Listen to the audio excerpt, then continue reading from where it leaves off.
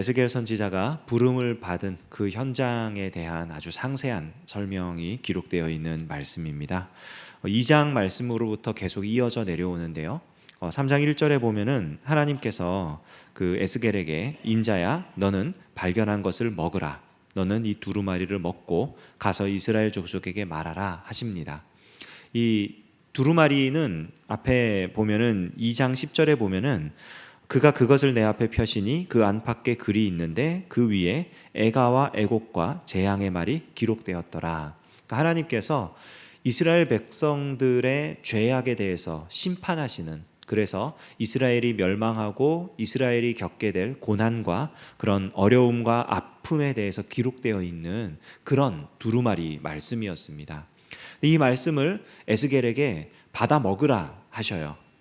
그러니까 이스라엘 백성들이 계속해서 하나님이 말씀하시기를 그들은 패역한 족속이다. 그들은 내 말을 듣지 않는다. 그들은 나를 거절했다. 그들은 내게 순종하지 않는다. 계속해서 말씀하시면서 너는 그들처럼 하지 말라. 너는 내 말을 들어라. 너는 내가 말한 대로 가서 전해라 하시거든요. 에스겔이 그 말씀대로 순종해서 이 두루마리를 받아 먹어요.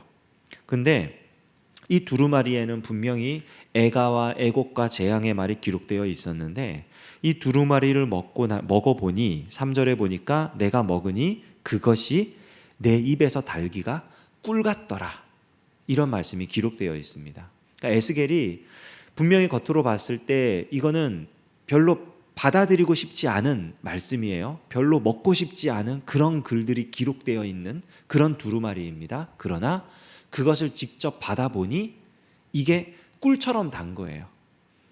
이게 뭐냐면은 하나님의 말씀을 우리가 경험적으로 안다, 받아들였다 했을 때 이 말씀이 겉으로 보기에는 굉장히 어려운 말씀일 수 있고요. 그리고 또 거부감이 드는 말씀일 수 있습니다. 왜냐하면은 처음 말씀을 접할 때 우리에게 대부분 어떤 모양으로 다가오냐면 우리의 회개를 요구하는 모양으로 다가오거든요. 하나님 말씀이 우리의 죄악된 모습을 비추어주고 우리가 하나님 앞에 얼마나 잘못되었는지 알게 해주시고, 그리고 그렇기 때문에 예수님의 은혜 아니면 살 수 없다는 사실을 고백할 수밖에 없도록 그렇게 우리에게 도전을 주시고 우리의 마음을 치시는 그런 말씀으로 다가옵니다. 이거를 인정하고 받아들이는 게 쉬운 일이 아니에요.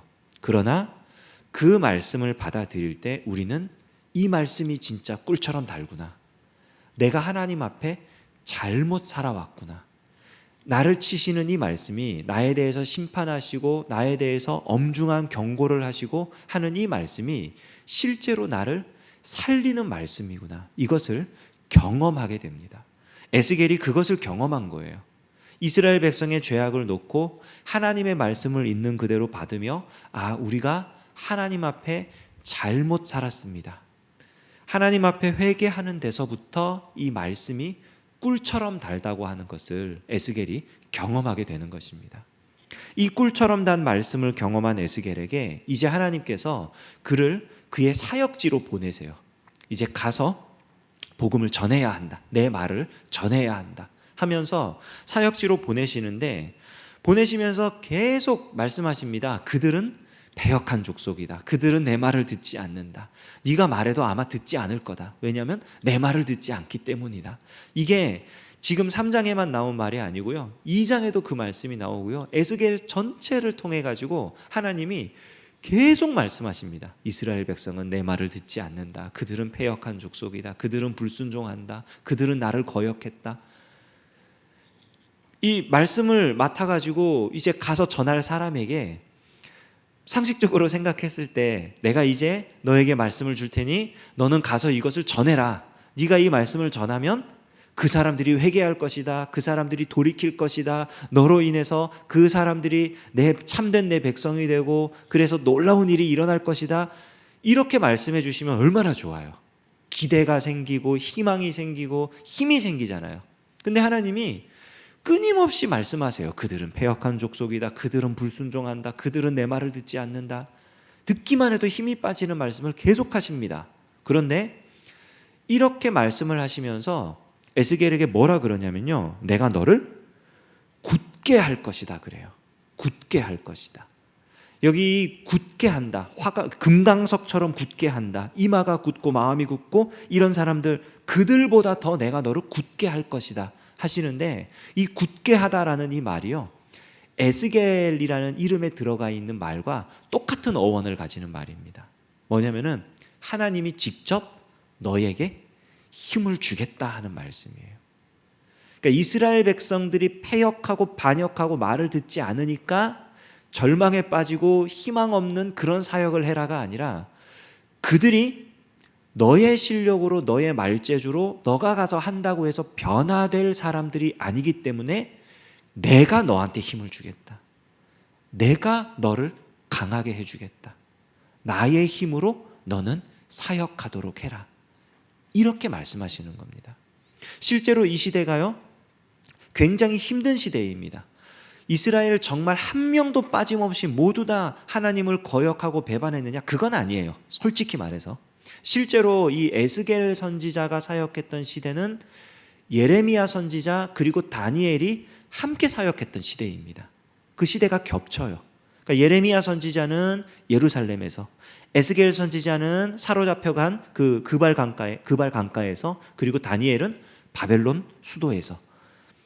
그렇게 각각 다른 지역에서 하나님이 세우신 사람들이 이 사역들을 감당하고 있어요. 하나님의 사람이 분명히 있고 그들의 말씀을 듣고 회개하고 돌아오는 사람들이 있습니다. 하나님의 역사가 일어나고 있어요. 그럼에도 불구하고 에스겔 선지자에게 그들은 패역하다, 그들은 불순종한다, 그들은 네 말을 듣고 절대 돌아오지 않을 것이다, 이렇게 말씀하시는 이유는 뭐냐? 그의 사역의 힘의 근원이 자기의 능력과 자기의 재주와 자기의 실력이 아니라 오직 하나님께서 주시는 힘이어야만 하기 때문입니다. 하나님의 능력으로 이 사역을 감당할 수 있도록 하나님께서 에스겔 선지자에게 도전을 주시는 거예요. 그들은 절대로 너가 하는 말을 듣지 않는다. 그러나 나는 너를 강하게 할 것이다. 그리고 이제 그가 실제로 그 꿀 같은 말씀을 경험했습니다. 하나님이 힘 주시겠다는 약속을 받았습니다. 그리고 하나님이 그를 이제 드디어 본격적인 사역지인 그발 강가로 보내시는데, 이렇게 딱 갈 때에 그가 보니까요, 14절에 보니까 주의 영이 나를 들어올려 데리고 가시는데 내가 근심하고 분한 마음으로 가니 여호와의 권능이 힘있게 나를 감동시키시더라. 에스겔이 자기의 마음을 얘기를 해요. 근심하고 분한 마음이 생겼다. 이 마음이 어떤 마음이냐면요, 이스라엘 백성들에게 심판을 선언하고 그들의 멸망을 예고하는 하나님의 마음입니다. 애통하는 거예요. 답답한 거예요. 하나님 말씀대로 살면 살아날 길이 분명히 있는데 그거를 가르쳐줘도 그대로 살아가지 않는 그 백성들을 보면서 하나님께서 근심하고 분한 거예요. 답답한 거예요. 그 마음을 에스겔이 똑같이 가졌다는 거예요. 이게 하나님의 말씀을 들고 사역하는 자가요, 그냥 단순히 머리로 말씀을 알았어요, 뭐 달달달 외워가지고 뭐 이렇게 다 가지게 됐어요, 잘 지식을 얻게 됐어요, 그게 아니고, 거기서 끝나는 게 아니고, 하나님 말씀을 알게 되니까 하나님의 마음을 알게 되었다는 거예요. 하나님이 지금 어떤 중심을 가지고 이스라엘 백성들을 대하시며 그들에게 지금 나를 보내시는 건지 에스겔이 알게 되었다는 거예요. 그러니까 그가 하나님과 같은 마음을 가지게 되니까 여호와의 권능이 힘있게 나를 감동시키시더라. 마음이 통한 거예요. 하나님하고 마음이 통하니까 하나님께서 말씀하신 내가 너를 강하게 할 거야, 내가 너와 함께 할 거야, 이게 확 다가오는 거예요. 하나님이 정말 나에게 이 일을 맡기셨구나, 나로 하여금 이 일을 하게 하셨구나. 그래서 그가 그발 강가에 가서 일주일 동안, 7일 동안 머뭅니다. 그리고 여기 15절의 뒷부분 보니까 그 중에 두려워 떨며 7일을 지내니라. 이 두려워 떨었다라고 하는 건 에스겔 본인만이 두려워 떠는 게 아니에요.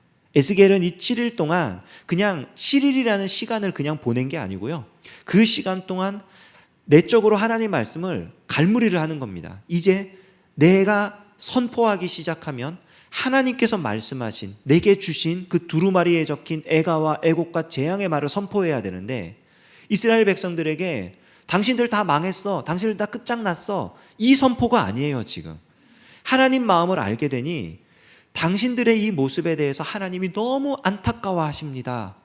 하나님의 말씀을 들으십시오, 선포를 해야 되는 거예요. 이거를 속으로 지금 갈무리를 하는 겁니다. 내가 하나님의 말씀을 어떻게 받아서 어떻게 선포해야 될지, 그 기간이 걸리는 거예요. 그리고 그렇게 말씀 사역을 이제 드디어 준비하고 있는 에스겔을 보고 있는 백성들의 마음에도 그 두려움이 임하는 겁니다.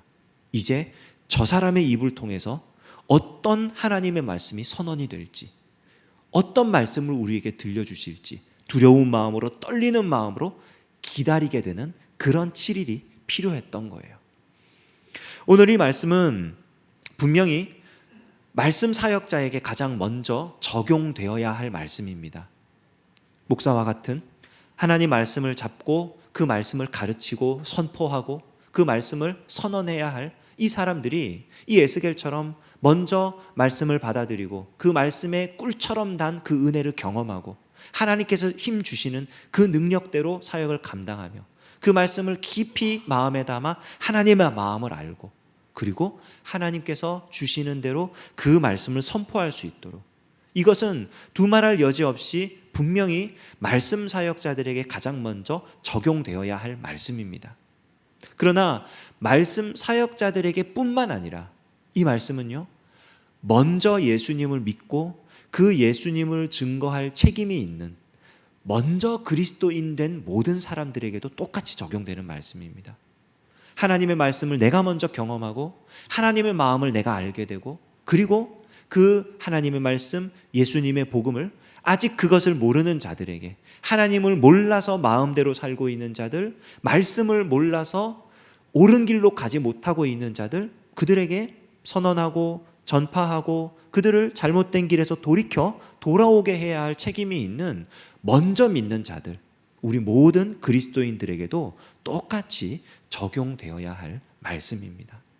오늘 우리가 이 말씀을 붙들고 이 하루를 살아갈 때 하나님 말씀을 깊이 알고 하나님의 마음을 함께 느끼고, 그리고 하나님께서 주시는 힘으로 승리하며 우리 하나님의 일에 동참하는 이 귀한 하루가 되기를 우리 주님의 이름으로 축원합니다. 기도하겠습니다. 하나님 아버지, 감사합니다. 귀한 아침, 하나님 오늘도 새로운 날을 허락하여 주시고 주의 말씀을 붙잡고 승리하며 살아가라고 귀한 말씀 주시니 감사드립니다. 오늘 하루를 살아갈 때 하나님께서 주시는 말씀을 굳게 붙잡게 하시고 하나님께서 주시는 힘으로 승리하게 하여 주시옵소서. 우리의 주변에 하나님이 필요한, 예수님이 필요한 사람들이 분명히 있습니다. 하나님, 우리가 그들을 볼 때에 하나님께서 주시는 힘과 마음을 가지고 예수님의 복음을 담대하게 증거하며 하나님 주시는 승리를 맛보게 하여 주시옵소서. 예수님의 이름으로 기도합니다. 아멘.